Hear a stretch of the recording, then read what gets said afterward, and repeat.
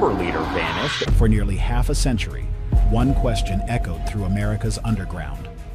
Where is Jimmy Hoffa? What happened to Jimmy Hoffa? Hard to believe, but it's been nearly 5 decades. We're talking 50 years since the labor leader vanished. From mob secrets to government silence, his disappearance became more than a mystery. It became a legend. The Vanished, believed to be on his way to a meeting with 2 top Detroit and New Jersey mobsters. And powerful labor leader in the early 70s went missing on July 30th in 1975. For almost 50 years, one of the biggest mysteries in America stayed hidden.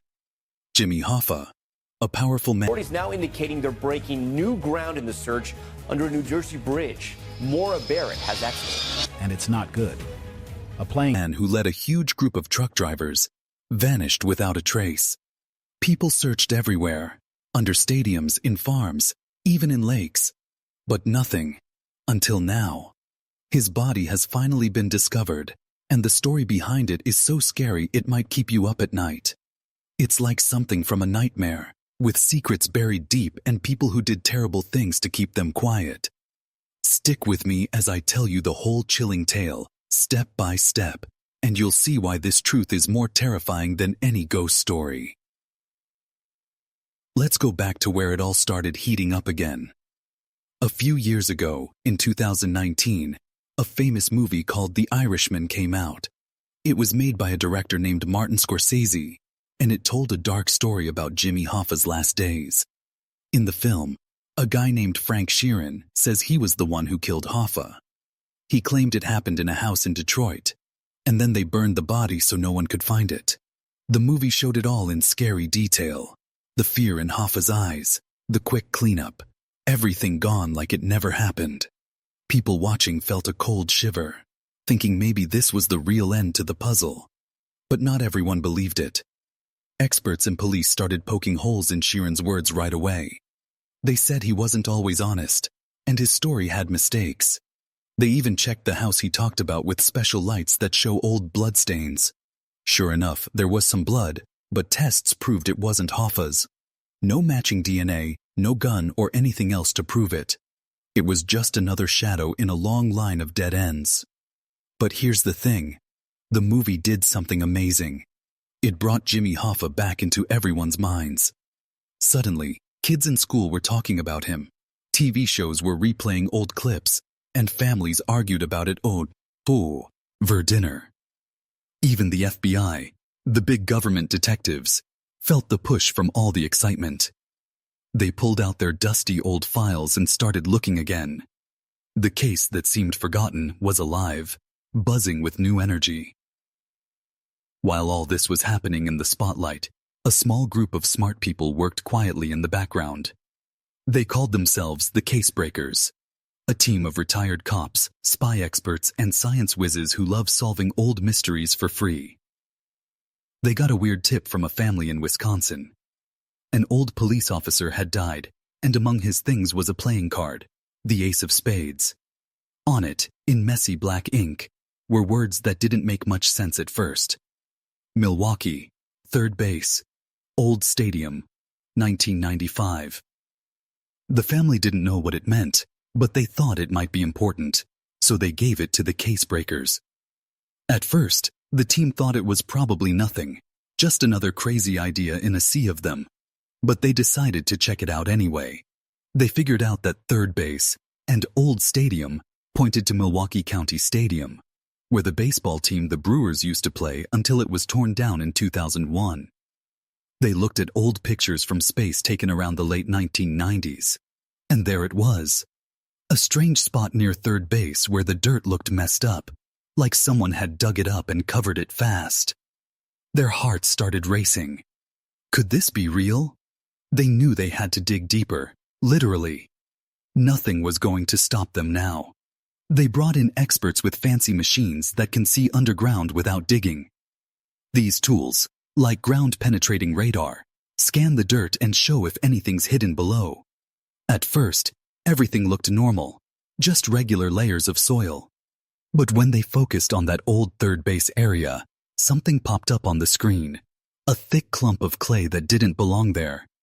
It was packed tight, like it was put there on purpose.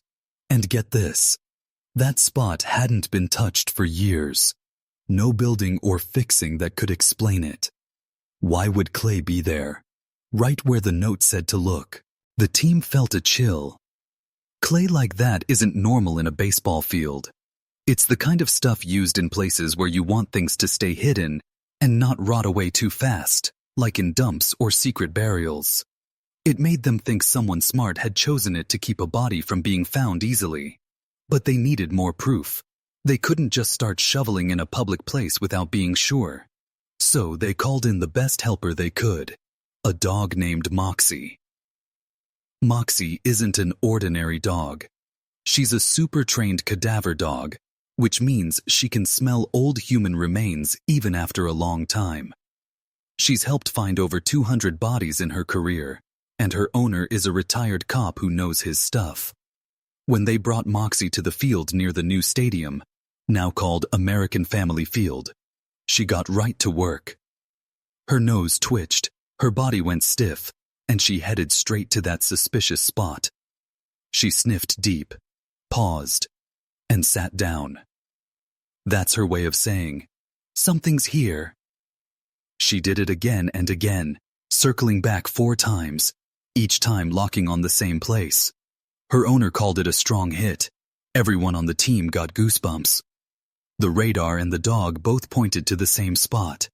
What were the chances they were both wrong? They marked the area, took pictures, and started the paperwork to dig legally. It took time because they had to do everything right. No shortcuts after so many years. Finally, the day came. Shovels hit the ground slowly. Every bit of dirt checked carefully. Cameras watched from above, and experts stood by. The air felt heavy with hope and fear. What if this was it? 2 feet down, the soil changed. The clay cracked open, and something peeked out.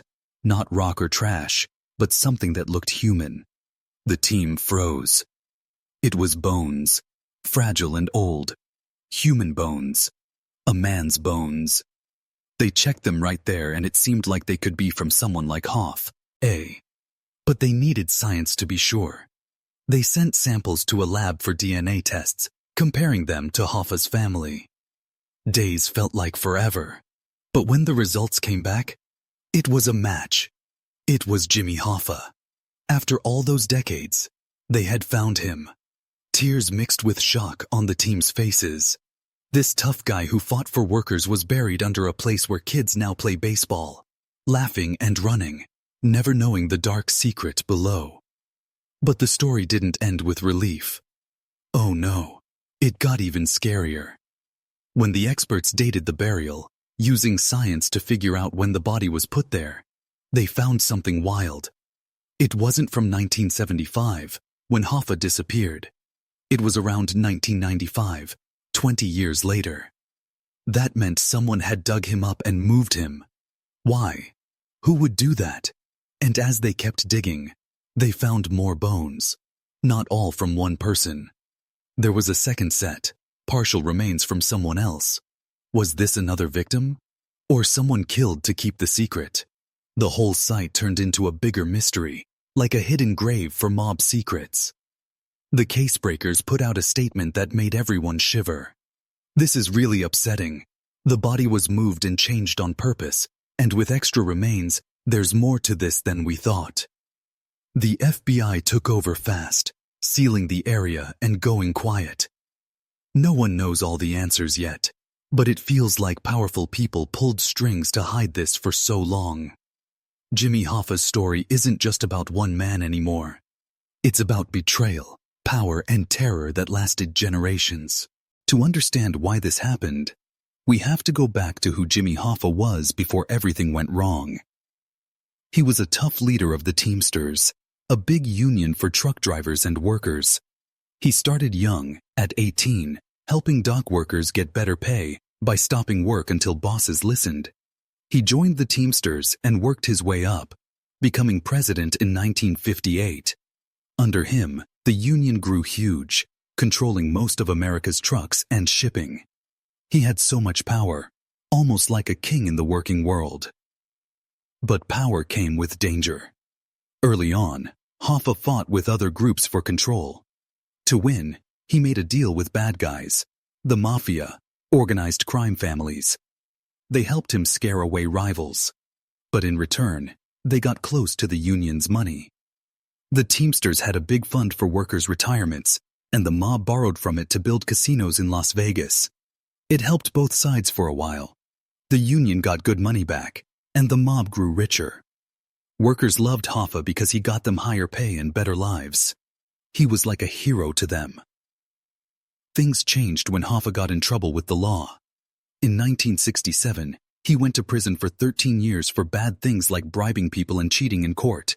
But in 1971, President Richard Nixon let him out early with a catch. Hoffa couldn't lead the union again until 1980.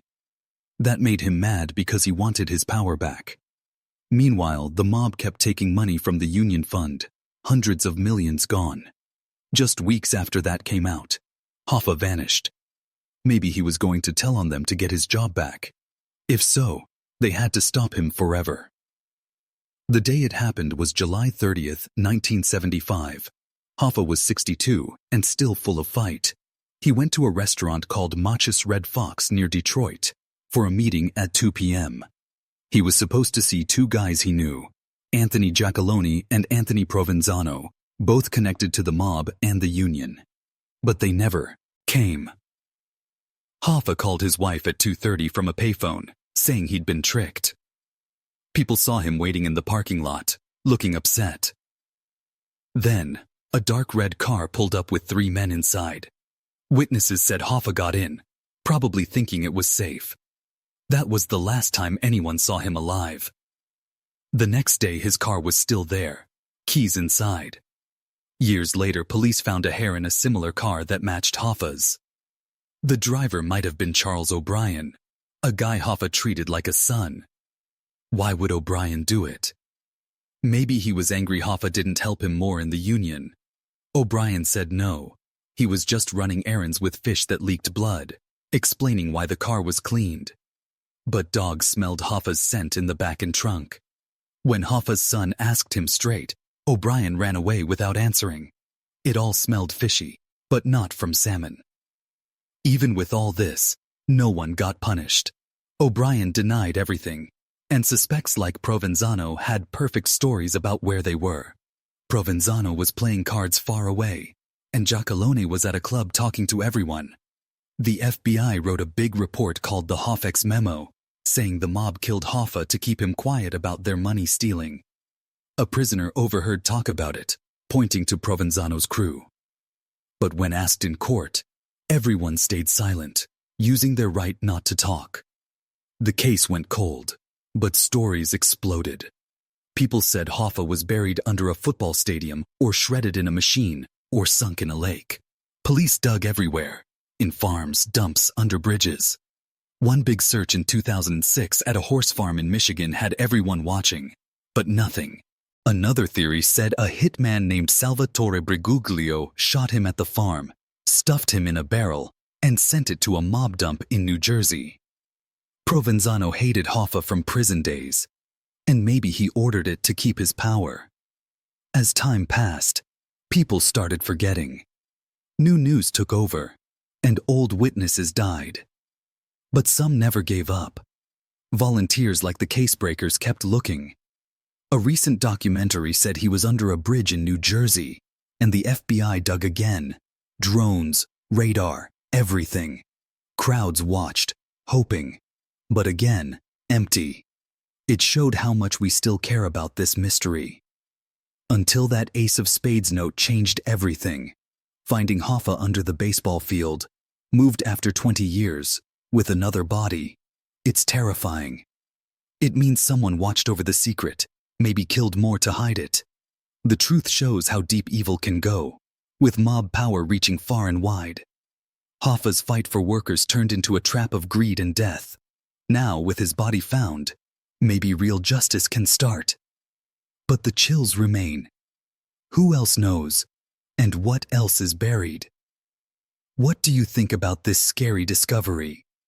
Tell me in the comments below. If this story gave you goosebumps like it did me, hit that like button to show your support. Share it with friends who love mysteries. They won't believe it. And don't forget to subscribe so you never miss another tale like this.